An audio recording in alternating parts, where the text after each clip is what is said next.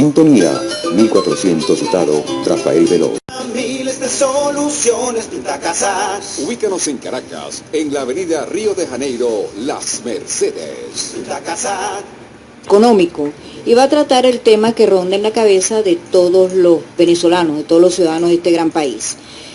Les recordamos que estamos en Visión Crítica, Radio Sintonía 1420 AM, en la dirección general de la emisora, la doctora Ana Mireya Obregón, en la coordinación de producción Toti López Pocaterra, en los controles Carlos Contreras.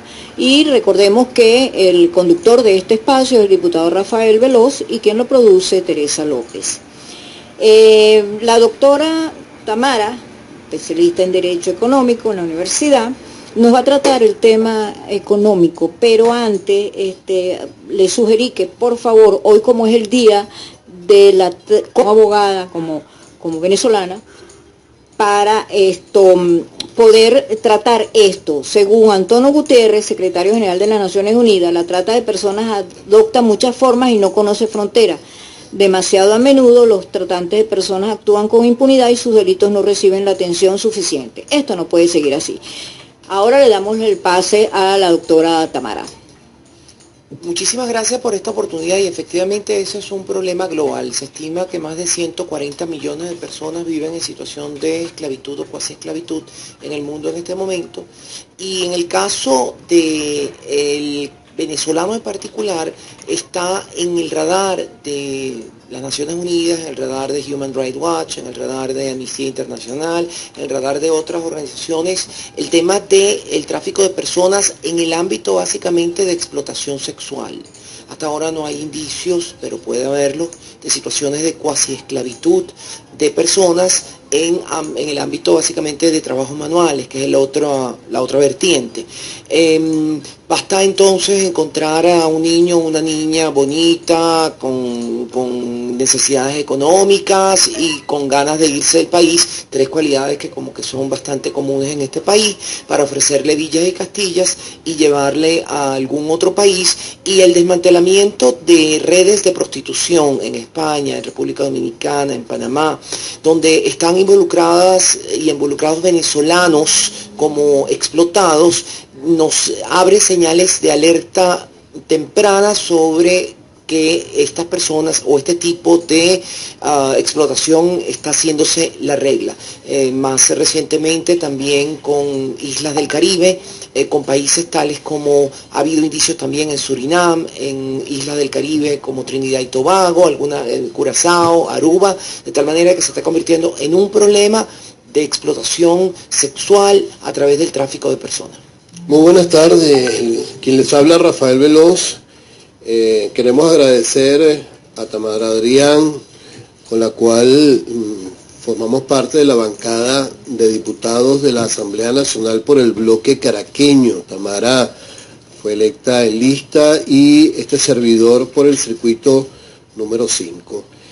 Tamara, además de ser profesora universitaria, es conocedora sobre el tema económico y es en función de ese tema que vamos a gravitar estos pocos minutos, que por cierto, Tamara, en el programa, ahora en el día de la sesión ordinaria del día de mañana, el primer punto va a ser el debate sobre la reconversión monetaria anunciada por el gobierno nacional, pero quiero comentar con ustedes lo que es el editorial de esta semana, vertido a una importante reunión que tuvimos el jueves de la semana pasada en el Colegio de Ingenieros de Venezuela, donde participaron buena parte de los colegios profesionales, trabajadores por cuenta propia y representantes del Frente Amplio Venezuela Libre, Nickmer Evans y otros representantes, y ahí entonces compartieron con nosotros lo que es una consulta que queremos llamar a todos los venezolanos para que participen. Se trata de que podamos tener de las organizaciones y de las personas cuál es el parecer, qué opinan ustedes sobre una propuesta de una huelga nacional ciudadana en los próximos días, y en función de esa consulta pues nosotros vamos a tomar una decisión que tiene que ver con el resguardo de la institucionalidad, con el acompañamiento de la protesta, respetando que estas protestas se generan de los distintos sectores. El sector salud, comandada por las valientes enfermeras, han tenido más de un mes de acciones de calle, ahora los profesores universitarios, ahora todo lo que se genera en los servicios públicos en todo el país. Por cierto, el Horas de la Mañana nos han notificado que los profesores activos y jubilados de la gobernación del estado del Tamacuro se presentaron pacíficamente y tomaron la gobernación del Tamacuro. Bueno, todos los escenarios de nuestro país están en una protesta importante porque este sistema político llevó a Venezuela a un 90% de pobreza. El tema económico, entonces, les decía que va a ser el tema principal de los minutos de hoy, y quería entonces comenzar con Tamara, que nos orientara sobre esta propuesta del Ejecutivo Nacional, dar una breve mención de lo que ellos anuncian y cuál crees tú que es la respuesta y qué se debe hacer ante esta situación. Bueno, muchísimas gracias otra vez por esa pregunta porque es muy importante. Voy a tratar de ser lo más didáctica posible en un tema que normalmente se trata de manera muy árida y de manera muy distante de la gente. Las medidas que se anunciaron la semana pasada no tienen ninguna relevancia importante para los venezolanos desde el punto de vista de los problemas que les aquejan. No va ni a solucionar la inflación, la hiperinflación, ni a mejorar el aparato productivo con la consecuencia de que seguiremos con el desabastecimiento. Lo único que trata es de mejorar un poco las cuentas, la facilidad de llevar a cabo la contabilidad pública y privada, con la hiperinflación que tenemos en este momento, que se puede estimar hasta de entre 1 millón y 3 millones de por ciento este año, por lo menos 1 millón de por ciento este año. Los ceros no caben en ninguna calculadora y eso afecta sensiblemente la contabilidad.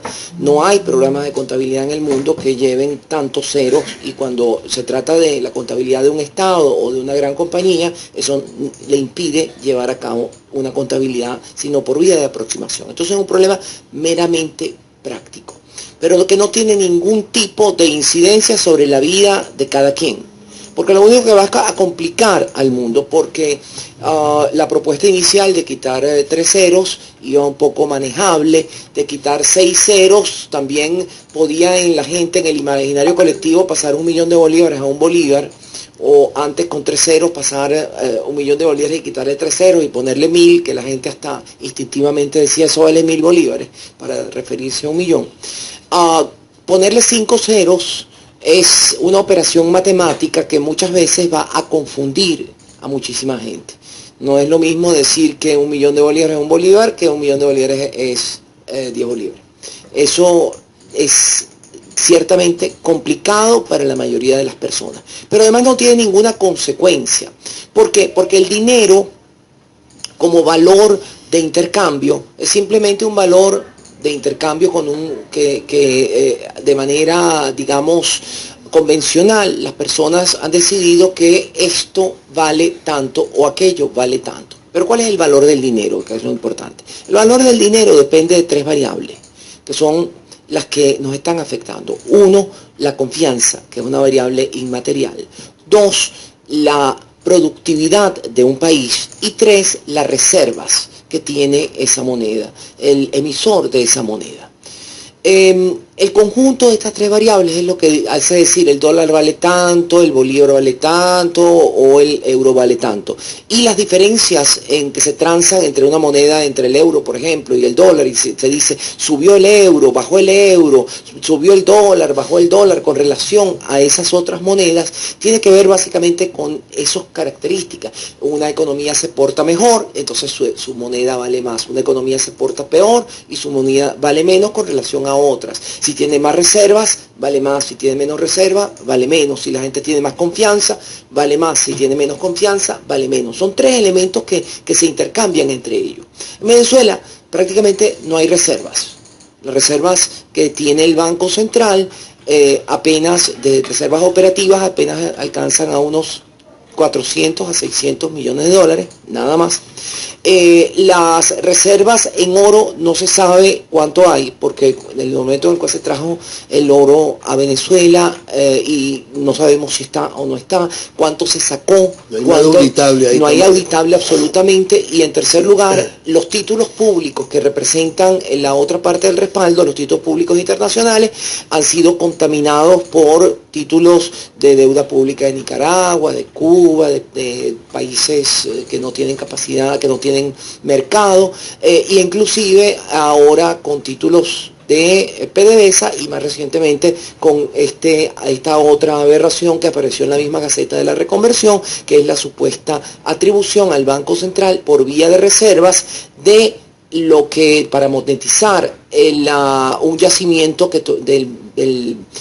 la faja petrolífera del Orinoco que nunca ha sido explotado. Y eso es pues inadmisible, pero muy parecido a lo que hizo el Che Guevara en el año 1962 en Cuba, cuando encontrado con el agua al cuello, que el peso no valía nada.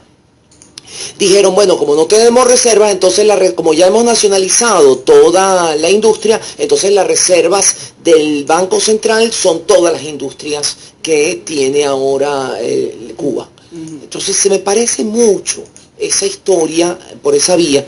Y para que la gente entienda muy sencillamente cuánto vale el dinero con relación a la reserva, eso es como si, por ejemplo, uno emitiera un papelito que dice vale por un pedazo de torta, y uno tiene una torta de 1 kilo, y si emite 20 papelitos, pues cada uno de esos papelitos vale por un pedazo de torta de 100 gramos. Pero si se emiten 50.000 o 100.000 papelitos, ¿cuánto vale ese papelito que eventualmente da derecho a un pedazo de torta de 1 kilo? No llega ni siquiera a un granito.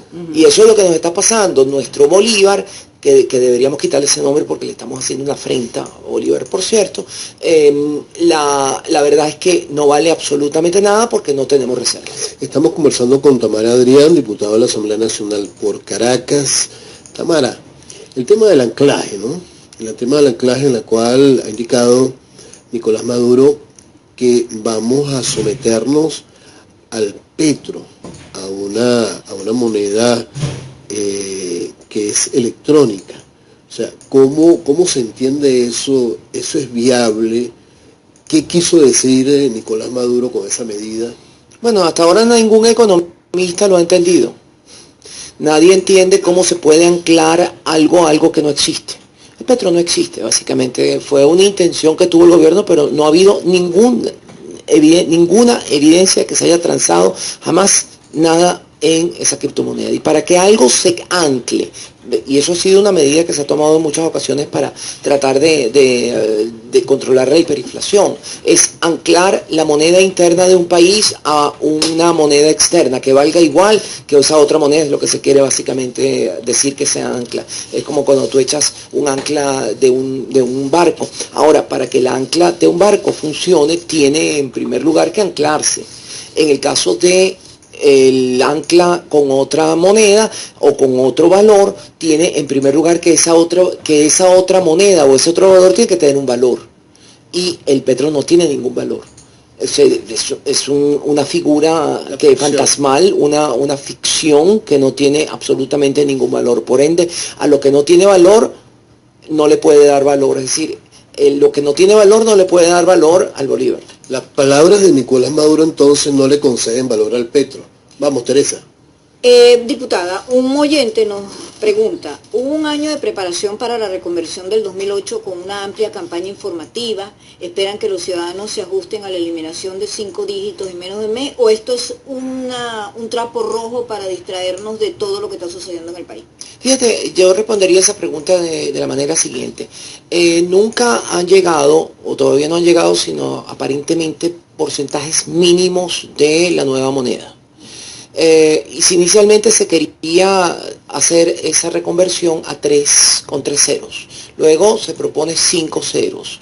Si se hace con 5 ceros al 20 de octubre esa moneda para diciembre ya no tendrá ningún valor, estaremos más o menos que un billete de 500.000 bolívares valdrá exactamente lo mismo que hoy en día porque el 500 no hay en este momento, pero digamos que uno de 100 valdría exactamente lo mismo que uno de 100.000 hoy, en solamente 6 meses, tomando en consideración la hiperinflación. De tal manera que mi hipótesis va a ser que esa reconversión no va a tener lugar el 20 de agosto, será primero llevada por, entre comillas, problemas técnicos. No se han hecho los cambios en la contabilidad, porque 20 días, etcétera, y es verdad, no se han hecho los estudios, los ensayos técnicos en los bancos. Entonces, bueno, vamos a ponerlo para octubre, y luego vamos a ponerlo para diciembre, pero en diciembre dirán, bueno, pero ahora vamos con 6 o 7 u 8 dígitos, entonces van a aprovechar otra vez esa moneda que ya a lo mejor ha llegado con otro valor. Porque no se toman las medidas de fondo. ¿Y cuáles son las medidas de fondo? Las medidas de fondo son reactivar el aparato productivo. Eso es indispensable y para eso es necesario entregarle de nuevo las empresas incautadas a los dueños. En segundo lugar, establecer un sistema de protección a los más pobres, porque las medidas no se puede tratar un cáncer con aspirina. Y eso es lo que pretende el Ejecutivo hacer. Las medidas estas que se están tomando no tienen ninguna relevancia, pero las medidas que hay que tomar sí las tienen.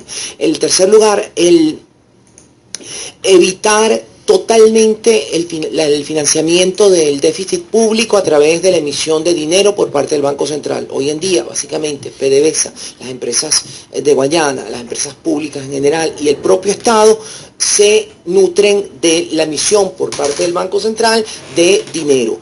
Mire que le voy a dar un bono del Niño Jesús y ahora un bono de inicio de vacaciones por 10 millones a cada quien. Bueno, entonces el Banco Central emite. Que necesitamos tanto dinero para cubrir tal cosa, entonces el Banco Central emite. Que PDVSA no tiene cómo pagarle a sus obreros y empleados, bueno, entonces el Banco Central emite. Y eso va aumentando la masa monetaria casi en el doble cada mes. Y esto es la principal causa de la hiperinflación. Apretarse el cinturón, establecer un sistema de reactivación del aparato productivo, pero al mismo tiempo de austeridad del gasto público, que evite el uso indiscriminado de la emisión de dinero sin respaldo como medio de financiamiento del gasto público deficitario, es una medida indispensable. Sin eso no vamos a salir jamás de la crisis. Además de levantar, por supuesto, el control de cambio. Estamos hablando con Tamara Adrián, diputado de la Asamblea Nacional por Caracas. El gobierno, Nicolás Maduro, tiene muchos asesores. No solo asesores venezolanos, sino de toda cualquier parte del mundo, hasta de Rusia, de China, cuando ellos van allá. Nosotros estamos en una larguísima discusión alrededor de unas ficciones, fantasías, espejismo que pone Nicolás Maduro, que sabe perfectamente que eso no es aplicable. Entonces, la pregunta es,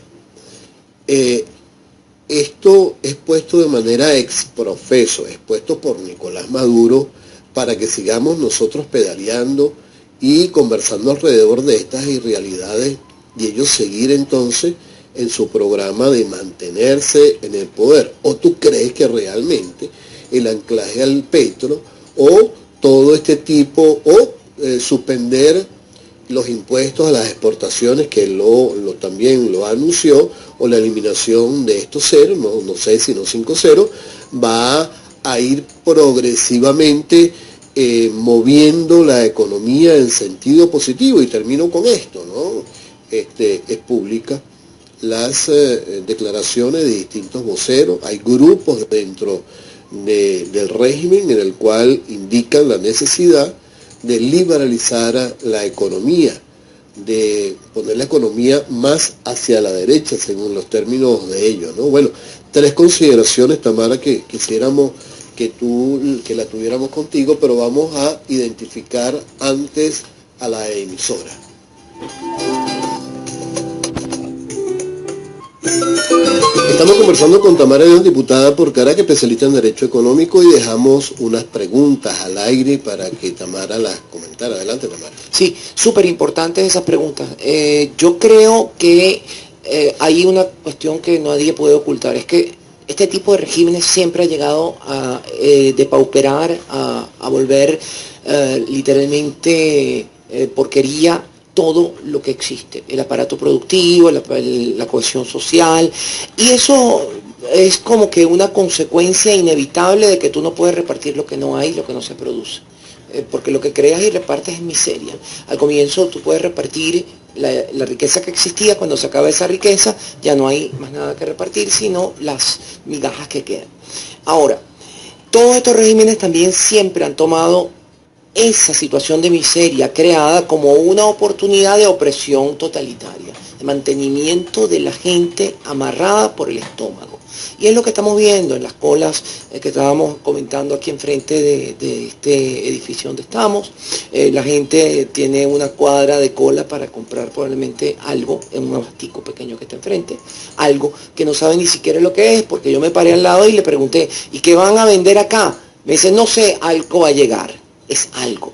Entonces, algo, creemos que va a llegar harina pan, creemos, y uno me decía, no, es que van a llegar espagueti, algo.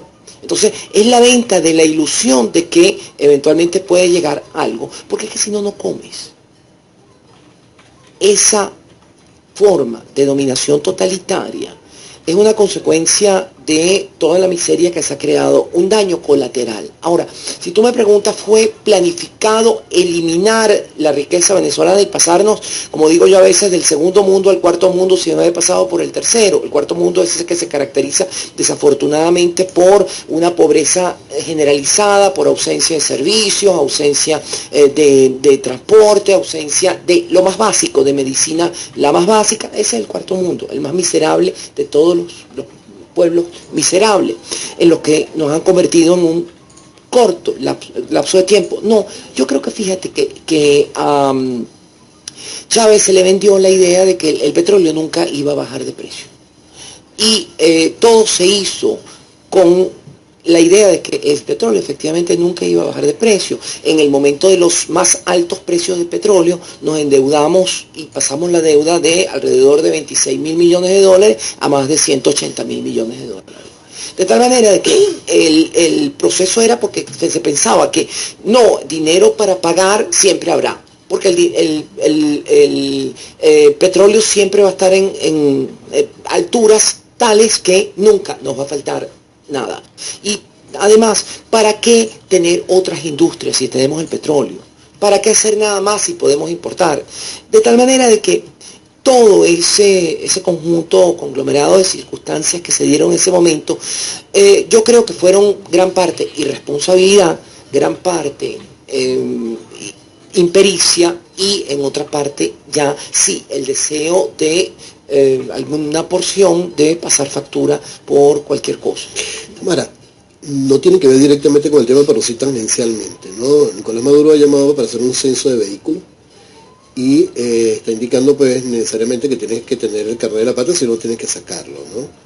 Hay unos comentarios que yo he escuchado por ahí que lo que le corresponde a todos los venezolanos, ya sea por la vía de la medicina, la alimentación, poner este obstáculo del carnet de la patria no puede ser asumido por nosotros, porque si es necesario sacar el carnet de la patria, no con eso tú estás sometiéndote a los antiprincipios de este sistema.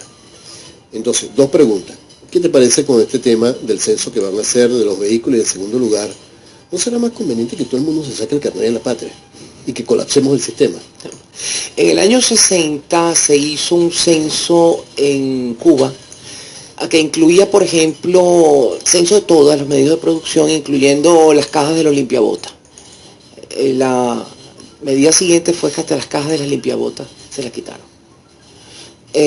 Yo tengo un gran miedo de que ahora que no hay transporte, que si tú presentas tu carro, ya esté censado para que te digan, bueno, tu carro ahora es carro público y vamos a llevarte a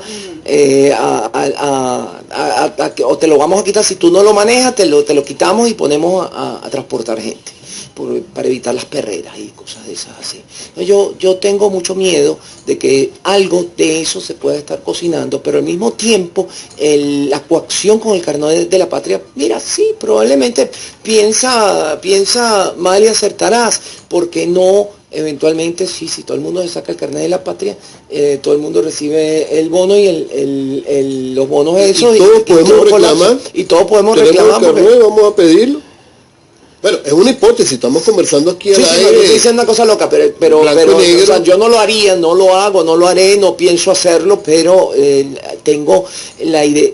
Además, ¿cuáles han sido los grandes problemas que ha tenido en Venezuela, que ha habido en Venezuela sociales, cuando se ha aumentado la gasolina? Entonces, yo creo que ahí la reconversión monetaria pone en el tapete el tener que cambiar el precio de la gasolina, por lo menos a la moneda más pequeña, que va a ser 50 céntimos. La moneda de 50 céntimos es equivalente hoy a, ¿cuánto? Ya le ponemos 50 céntimos, por 50 céntimos serían 50.000 bolívares. 50.000 bolívares. Entonces tú tienes que el litro de gasolina pasaría por lo menos a 50.000 bolívares. Y a lo mejor quizás piensa, bueno, vamos a establecer un subsidio antes de que tengamos que la reconversión, porque si no, entonces eventualmente la gente se nos va a levantar. Eso puede ser otra explicación de esa irresponsable declaración. Soñando, diputada, ubíquese un momentico, en un minuto, como miembro de un gabinete económico serio, responsable, ¿verdad? ¿Qué haría usted para combatir la inflación? Para combatir la inflación hay que implementar las 5 medidas que decíamos antes. La primera de ello, y suena importante, es devolverle las empresas incautadas a sus dueños y las tierras productivas. En segundo lugar, establecer un sistema bancario de financiamiento para la reconstrucción de Venezuela. En tercer lugar, eliminar el financiamiento del gasto público deficitario y crear un sistema de ahorro y de austeridad fiscal. En cuarto lugar, volver a un sistema de valor de la moneda que esté en libre convertibilidad, es decir, eliminar los controles de cambio, eliminar los controles de precio y establecer además un sistema muy importante de subsidio directo a aquellas personas que eventualmente lo necesiten, porque un programa de esto, así como destruimos en 18 años, se construirá en algunos años, pero en el intermedio los más pobres necesitan de una ayuda. Y todo esto, estimados amigas, amigos, tiene que ir con el acompañamiento a las protestas que legítimamente están haciendo en todo el país, el sector salud, el sector de los educadores, todos los servicios públicos. Estamos viendo por aquí, por la televisión, en todos los canales, lo que realmente se refleja, un inmenso descontento, y todo esto tiene que ir bajo el sistema unitario de la unidad más allá de las organizaciones políticas. Muchas gracias, Tamara, Adrián, por habernos acompañado, darnos estas orientaciones desde el punto de vista económico, y vamos entonces con los créditos finales con nuestra productora Teresa López. Bueno, Visión Crítica los espera el próximo lunes con un tema tan interesante en este devenir y quehacer político tan ágil. Le recordamos que en la dirección general de la emisora está la doctora Ana Mireya Obregón, en la coordinación de producción Toti López Pocaterra, en los controles nuestro querido amigo Carlos Contreras. Hasta el próximo lunes.